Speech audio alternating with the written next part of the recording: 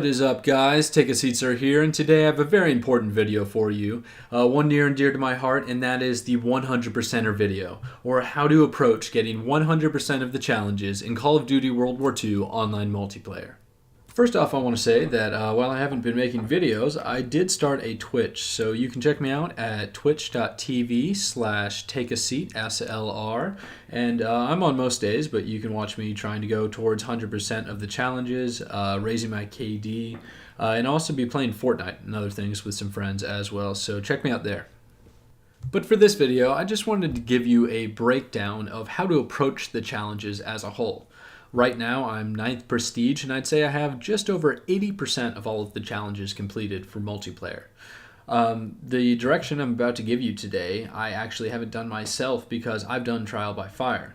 So I just went about it the way I thought it should be done, realized it was a little bit different, and this video is the product of that time and practice. So all of the challenges are broken down into 5 categories with 36 subcategories among those 5 categories. The 5 categories are soldiering, divisions, score streaks, game modes, and prestige. And the subcategories are, within soldiering, things like killer, humiliation, career, marksman, game victories, game heroics, and precision. So how you get kills, how many kills you have with certain types of weapons and with each specific weapon, how many game victories you have, and how you win those games. The divisions is broken down into the 5 original divisions plus resistance, so the 6 divisions in total. Score streaks are broken down into air and ground assault, plus your support and your return fire. The game modes are broken down into the 9 original game modes, plus the headquarters, so TDM War, Dom, Search and Destroy, Kill Confirmed, Hardpoint, Free-for-all, Capture the Flag, Gridiron, plus the neutral social area, the headquarters. And Prestige is broken down into combat handling and combat efficiency, which are your 2 different types of weapon attachments. Lethals and tacticals, which are exactly how they sound, and physical training, marksmanship training, field training, explosive training, and intel training, which are different basic trainings broken down into the RP categories that they would respectively fit in. Now, the most tedious of all the challenges will be the Marksman Challenges, or the Marksman subcategory, where you have to get 500 kills with each gun. Next, it'll be things like the Tactical Challenges, or the Infantry Bayonet Challenges, or the Resistance Tac Knife Challenges. Now, in terms of the order on how to approach the challenges, the first thing you want to do is get your Marksman Challenges, or that's the first thing you want to go after. Now, because it's one of the most tedious things, like I said, getting 500 kills with each gun, you want to always be pursuing it in the background of whatever challenge you're immediately trying to get. The first thing this means is finding guns you're good with. Playing with guns you're good with, or a game mode you're good on, or certain score streaks or division or anything, that's always the first step if you want to increase the level of your gameplay, improve your KD, or go after getting all of the challenges. This includes attachments as well. Guns that have pretty much been good since the drop includes things like the BAR, the STG, the CAR, the combat shotgun, the PPSH, the grease gun, and newly the Volk. And right now the Volk, I would say, is the best weapon in the game, and it absolutely shreds, just like the PPSH used to, but with the range and the stability of the STG. After you find the weapons that you're good with, you want to turn towards the game modes. Playing a variety of game modes is good, while not playing too wide of a variety, so you can actually master the current game modes you're playing. Things like the Carrington 24/7 playlist are wonderful because there are 4 different game modes on the same map, which means you can learn how to master the map and master your opponents, learn spawns, and where all the objectives are in the different game modes, while getting challenges completed for 4 different categories or 4 different game modes. Playing TDM is always a great option because it's straight killing, and that's where you're going to have most of the newbie players playing just constantly, so that's a good pull for any challenge hunting. Otherwise, for challenges that take longer or require more points, such as some of the higher score streaks, playing games like Domination and Hardpoint will be the best option just because you'll have much longer games up to 12 or 13 minutes. So after the Prestige category, the Divisions category is the next one that you can actively pursue or farm, and it's because it's so easy to complete all of the subcategories within Divisions. So for divisions, they're broken down into 4 different challenges you have to complete, and then when you complete those 4 challenges, you'll get 10,000 XP from each division. So it's a lot of XP for not much work. And the challenges, the challenges within the subcategories, are not hard to complete, and they overlap. So for each division, you have to get 100 kills within the division. You have to get 100 kills with the special attachment or ability, such as the suppressor or the LMG bipod or the bayonet.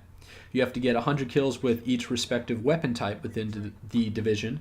So like a submachine gun for airborne or a rifle for infantry. And then you have to get max level with each division, so just level 4. Not max prestige, just max level. When you get all 4 of those things, then you'll just get another challenge which gives you 10,000 XP. And each one of those challenges you completed gives you 2,000 XP for completing the final rank. So it's a lot of experience for not a lot of work. As for the score streaks, you can get all of them with 3 basic trainings.